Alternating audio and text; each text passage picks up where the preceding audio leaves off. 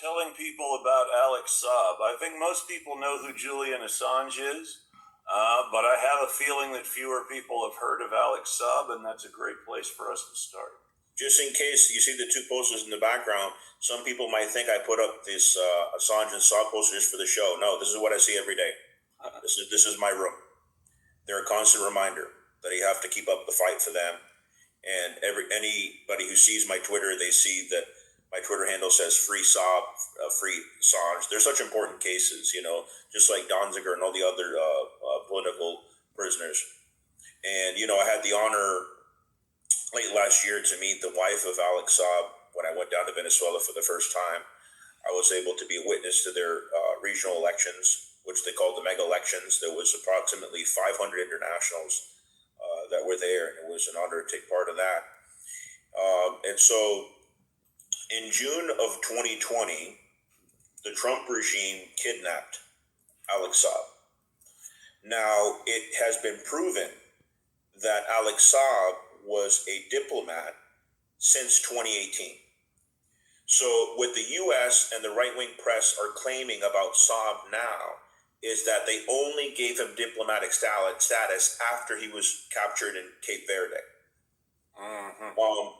That's not true.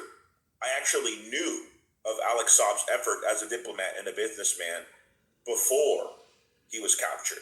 He was known. He'd been on television with Chavez back when he was alive in Venezuela. He grew up in Venezuela. He was born in Colombia, but he spent most of his life in Venezuela. And he was known to people that were paying attention to the politics of Venezuela. I'm fluent Spanish.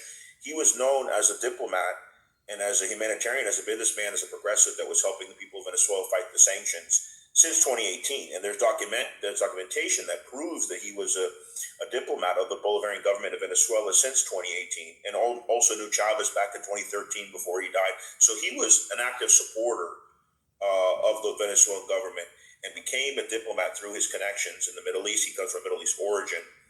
And so he was able to use these connections to fight U.S. sanctions and literally save millions of lives.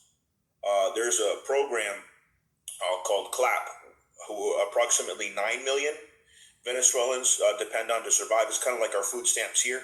This is how important it is, because the vicious criminal unilateral sanctions of the United States above any other government that are imposing on the Venezuelan people would have resulted in more than 100,000 deaths.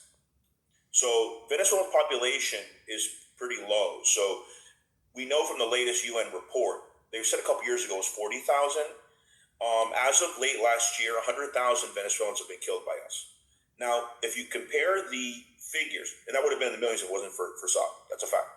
But if you compare our population size, right, with Venezuela's, it would be the equivalent of us losing 30 million Americans.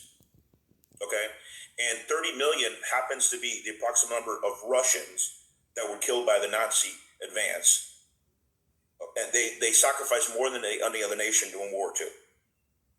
So we hear 100,000, we're comparing it to our population. Venezuela's population is not that big. But that